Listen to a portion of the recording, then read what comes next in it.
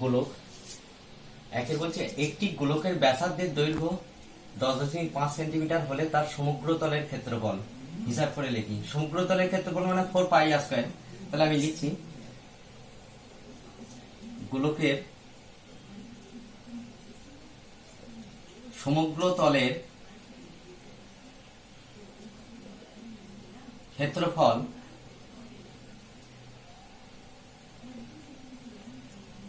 4 পাই মানে হচ্ছে 22/7 আর এখানে হচ্ছে ব্যাসার্ধের দৈর্ঘ্য আর স্কয়ার,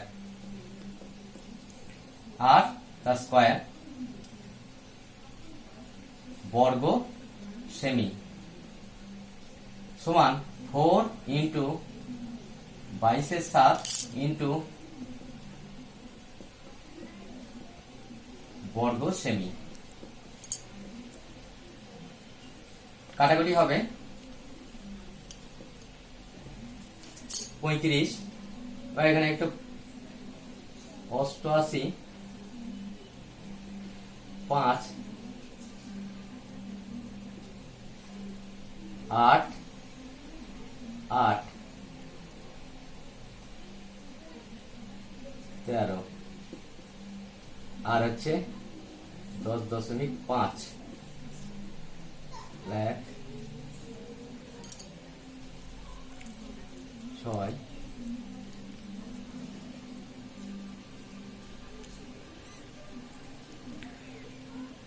2 3 1 0 6 3 1 একটা কেটে গেল। তাহলে 1386 বর্গ সেমি। তাহলে তার সমগ্রতলের ক্ষেত্রফল অর্থাৎ গোলকের সমগ্রতলের ক্ষেত্রফল একবারে বেরিয়ে যাচ্ছে এটা। তার মানে উত্তর এটা হয়ে গেল।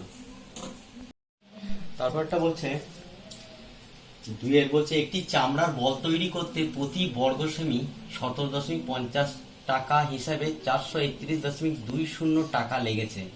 বলটির ব্যাসের দৈর্ঘ্য হিসাব করে লিখি। আচ্ছা, তাহলে আমি ধরি বলটি ব্যাসার্ধ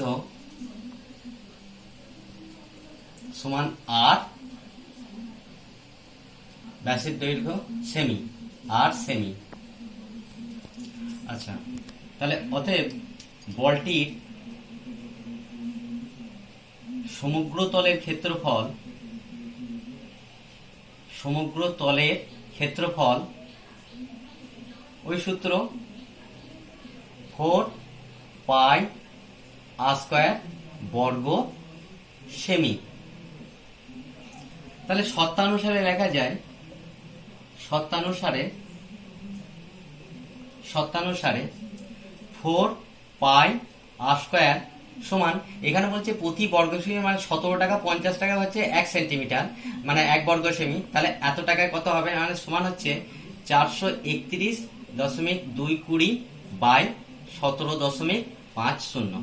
এটা হলো, বা মানগুলো বসাচ্ছি 4 পাই মানে 22/7 ইন্টু আর স্কয়ার সমান 431.20 বাই 17.50, বা আর স্কয়ার সমান 431.20 বাই 17.50।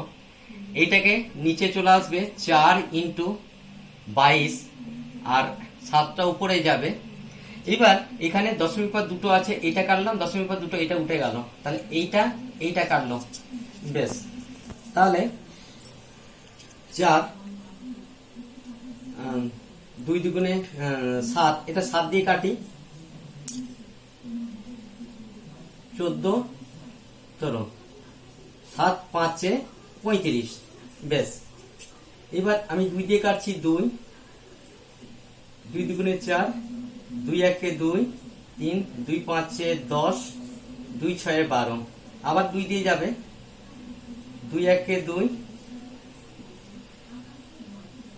8 16, তার মানে 2 7 14, 2 8 16। আচ্ছা, এইবার একবারে কাছে এটা 11 দুগুণে 22, 11 দুগুণে 22, আচ্ছা 11 99, 11 9 99, 100, আচ্ছা 11 8 88, বেশ। এই দুইটা আবার কাটছে 2 4 8 9, 2 9 18, তাহলে বা আর স্কয়ার সমান হচ্ছে 49, নিচে পড়ে রইল 25, বা আর সমান হচ্ছে 7 7 49 আর 5 5 25 সমান, অতএব আর সমান 5, তার মানে করে নিচ্ছি 5 7 5 2, 5 4 20, তার মানে 1.4। তাহলে আমাকে এখানে চেয়েছে বলটির ব্যাসের দৈর্ঘ্য, আমাকে ব্যাসার্ধ বেরিয়েছে, তাহলে অতএব 2r সমান হচ্ছে 2 ইন্টু 1.4 সমান হচ্ছে 2.8 সেমি। তাহলে অতএব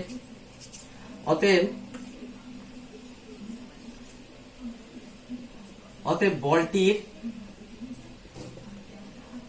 ব্যাসের দৈর্ঘ্য 2.8 সেমি। উত্তর হয়ে গেল। তারপরটা বলছে পুলে শর্টপাট খেলার জন্য যে বলটি ব্যবহার করা হয় তার ব্যাসের দৈর্ঘ্য 7 সেন্টিমিটার। বলটিতে কত ঘন সেমি লোহা আছে হিসাব করে লিখি। ব্যাসের বলছে 7 সেন্টিমিটার, তাহলে ব্যাসার্ধ এখান থেকে পেয়ে যাবো। তাহলে এখান থেকে পেয়ে গেলেই হচ্ছে আয়তন পেয়ে যাবে 4 3 পাই আর কিউ, সেটা মানটা বসালে আর কিউর মানটা বসালে এটা বেরিয়ে আসবে। তাহলে ঠিক আছে, তাহলে অতএব এখানে বলছি যে বলটির ব্যাসের দৈর্ঘ্য দেওয়া আছে কত না, দৈর্ঘ্য 7 সেন্টিমিটার। তাহলে বলটির ব্যাসার্ধ কত, ব্যাসার্ধ সমান হচ্ছে 7/2 সেমি। তাহলে বলটিতে কত ঘন সেমি লোহা আছে, তাহলে অতএব বলটির আয়তন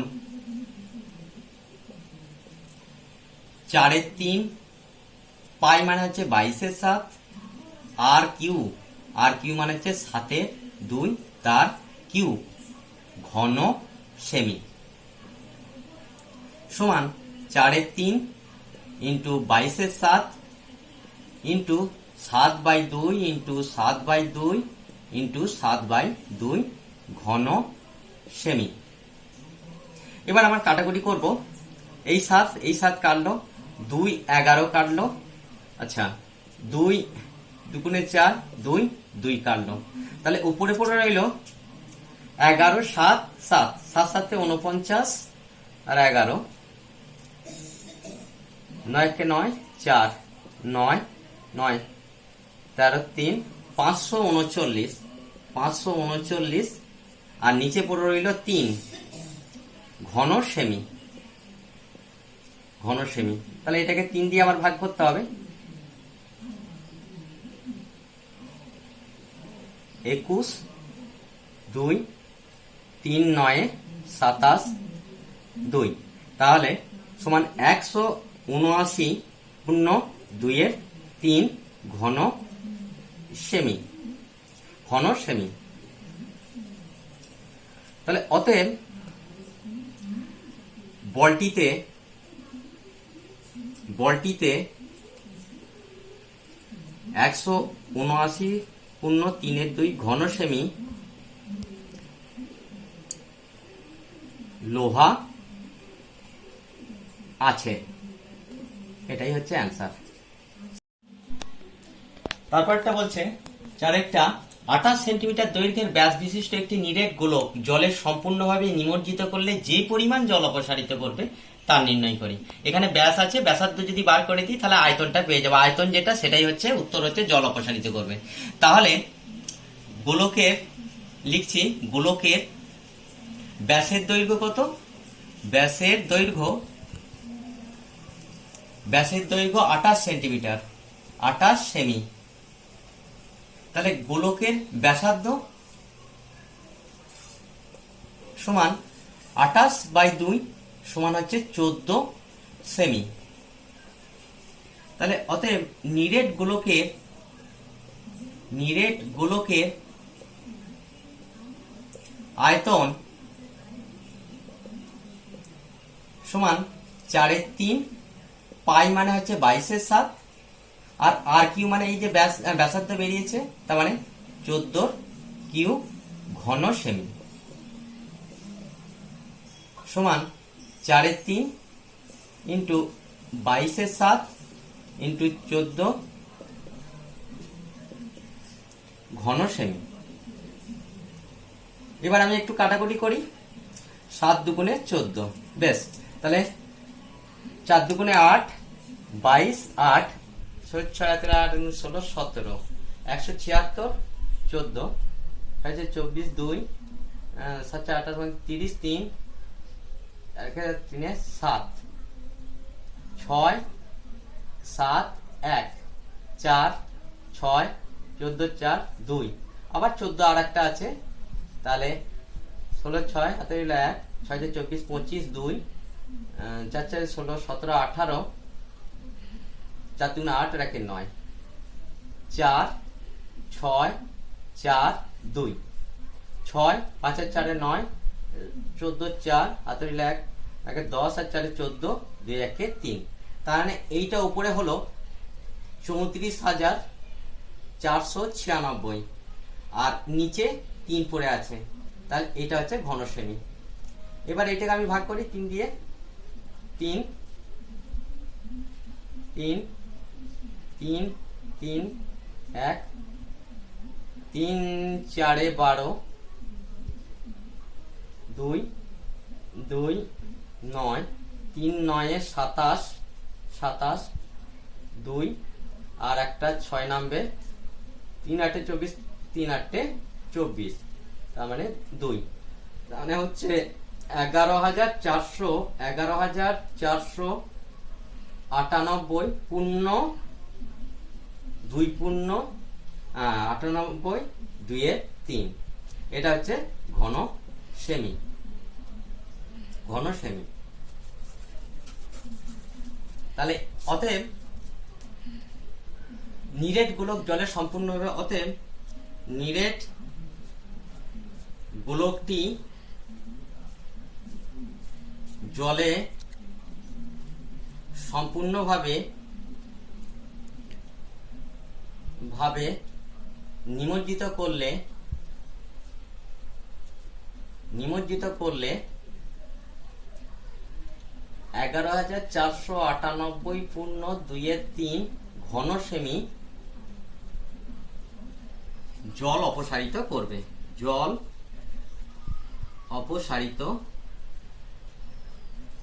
করবে।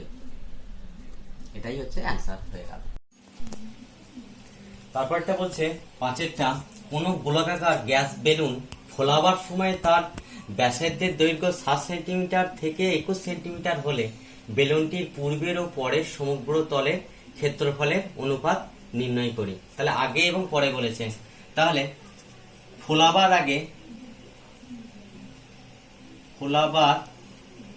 আগে গ্যাস বেলুনের সমগ্র তলের ক্ষেত্রফল সমান 4 পাই মানে 22/7 আর স্কয়ার, এখানে আর বলা আছে, তার মানে 7 স্কয়ার বর্গ সেমি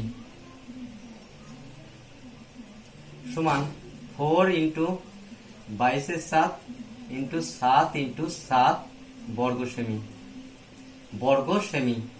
এই 7টা কেটে গেল, সমান এখানে করি 88, 4 দুগুণে 8, 4 দুগুণে 8, 88 আর 7, 8 7 56, 5 8 7 56, 61, তার মানে 616 বর্গ সেমি।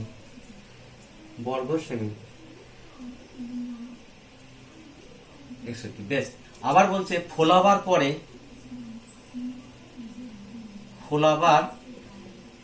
পরে গ্যাস গ্যাস বেলুনের সমগ্র তলের ক্ষেত্রফল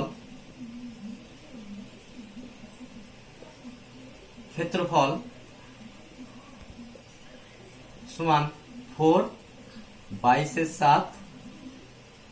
আর এখানে হচ্ছে 21 বলা আছে, তার মানে 21 তার স্কয়ার বর্গ সেমি সমান 4 ইন্টু 22 ইন্টু 21 ইন্টু 21 বর্গ সেমি। তাহলে একটা কাটলো 7 3 21, তাহলে 4 দুগুণে 8 4 দুগুণে 8 88, আবার 3 দিয়ে 2 আর 3 24 25 26, আবার 21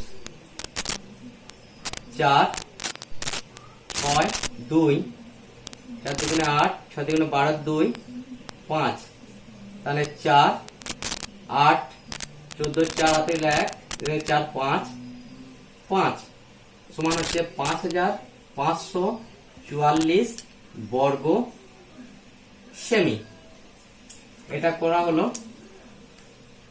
রাগটা মুছলাম। তাহলে এবার বলেছে বেলুনটির পূর্বের ও পরে, অতএব বেলুনটির পূর্বের ও পরের সমগ্র তলের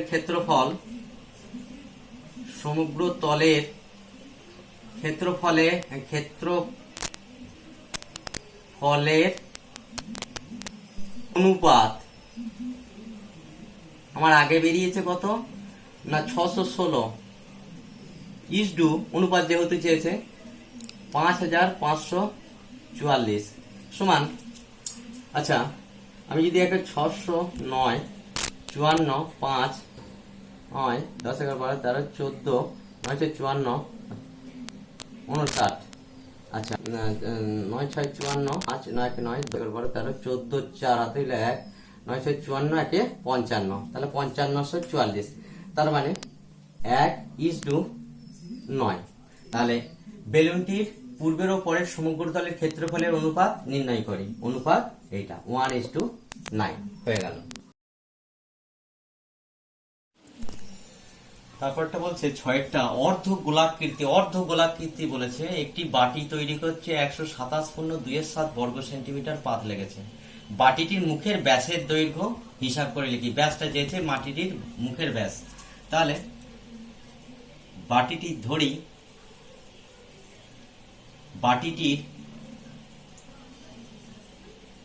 মুখের ব্যাসার্ধের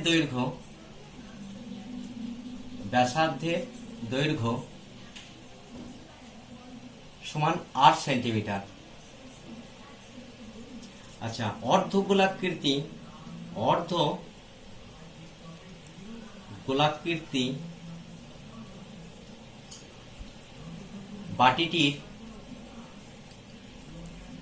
বাটিটির বক্রতলের ক্ষেত্রফল সমান 2 পাই r স্কয়ার বর্গ সেমি। তাহলে শর্তানুসারে লেখা যায়,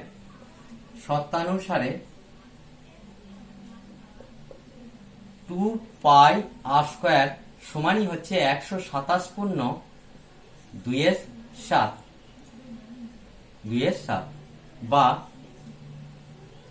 2 পাই আমি করছি 22/7 আর r স্কয়ার যেমন আছে এইটা হচ্ছে 127 7 49 4 14 15 16 17 18 1 7 আর 1 কে 7 আর 1 কে 8 8 2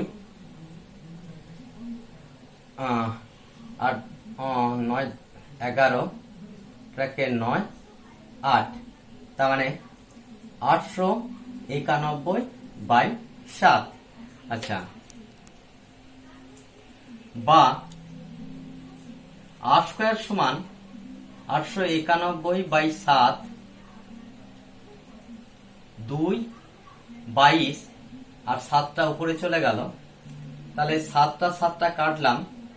আচ্ছা 11 দুগুণে 22 11 অষ্টআশি, 89, 11 একে 11।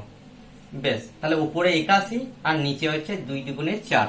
তাহলে বা r স্কয়ার সমান 81/4।